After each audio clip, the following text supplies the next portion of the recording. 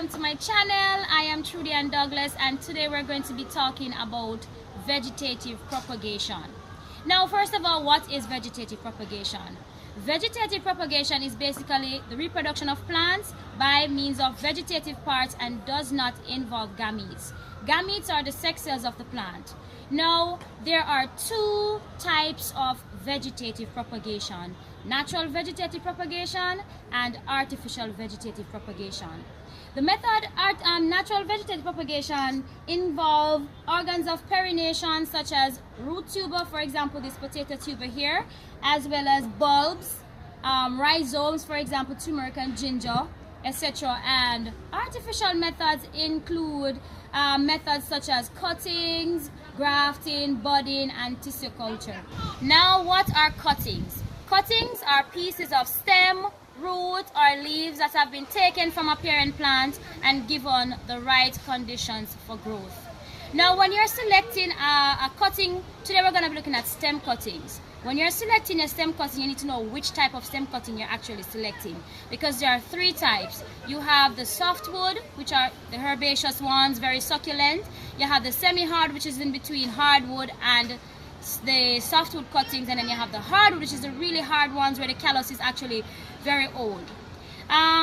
So today we have basically a semi-hardwood, very close to softwood cutting. Now, before you select your cutting, you need to know the right tool to use. Now, today I have with me what we call a cicator or a roll cut. It's something that looks like a scissors but not really a scissors. Now, if you don't have this particular tool, you can improvise by using a pair of scissors. So once you acquire your tools and the materials that you're going to be working with, you need your medium as well. The medium is just the soil or soilless medium that you're going to be using to root your cutting. Now, today we're going to be using Pro Mix, which is a mixture of perlite, peat moss, vermiculite, and some other minerals that have been added so that a new plant can have enough nutrients to grow. Now that we have selected our cutting, this should have been done very early in the morning. These were actually pre-cut early in the morning, where the plant cells are actually turgid and they have a lot of water. Now, if you select your cutting when the day is very hot and humidity is very low, you are going to have the cuttings wilting because the cells are going to lose water and become very flaccid. So the first thing you need to do after you select your cutting, it should be 4 to 5 inches in length. 4 to 5 inches, and you're going to make a slant cut at a 45-degree angle approximately. You're going to make a slant cut because when you cut it slant, it increases surface area for greater nutrient uptake. So you're going to select your first node. So you're going to cut above or below a node. Now this is very small here, so I'm going to go between the next node and I'm going to make a slant cut right here. Now I've made my clean slant cut right here, as you can see, and then I am going to trim my leaves. You start trimming your leaves at the lower end of the plant. Why do we trim the leaves?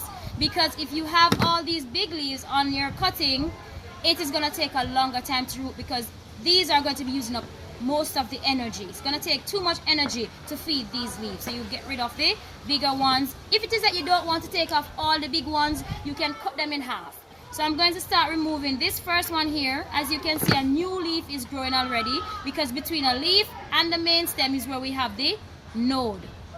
A new shoot is going to form here. And then I'm going to remove my second big leaf here. I'm going to leave one. But I'm still not satisfied, so I'm going to cut it in half. Right? Also, you need to have a slant cut at the top, because if you don't make it slant and you make it round, it's going to collect the water and it's going to start rotting. And that's not what you need to happen to your cutting. You need your cutting to be able to send out roots. Now you can also use a plant hormone to stimulate root growth. It is not a must because plant contains hormones naturally. So eventually it's going to root, but it may take a longer time. The rooting hormone, all it does is cause your cutting to root faster and to make rooting more successful. So I've made my slant cuts below a node here, and I've made my slant cut at the tip as well.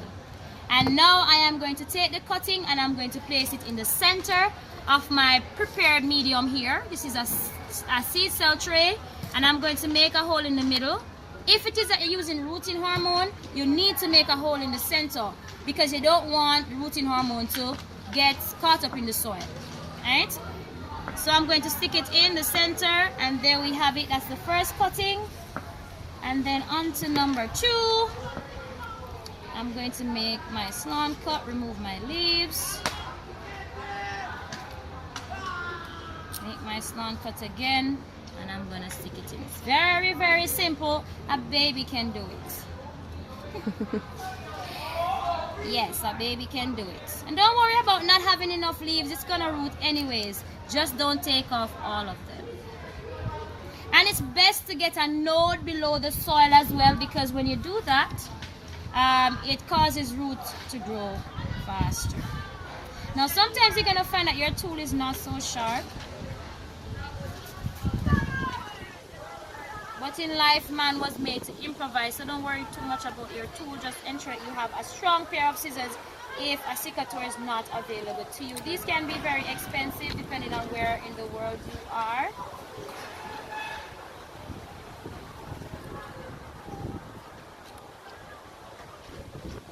And we need one more.